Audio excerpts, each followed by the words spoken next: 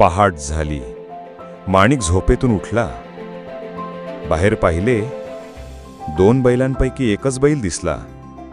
दोघांनी सगळीकडे बैलाचा शोध घेतला. दुसरा बैल चोरीला गेला होता. माणिक व माणिकची बायको हिराबाई बैल बाजारात गेले.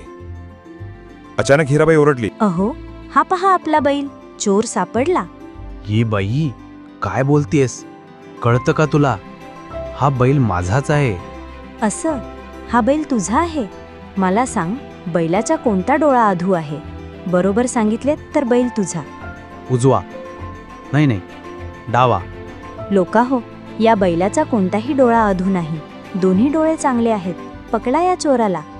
लोकाहो, मला माफ करा. थोड्या लोभासाठी मी हिराबाईचा बैल चोरला होता. खरंच मला माफ करा.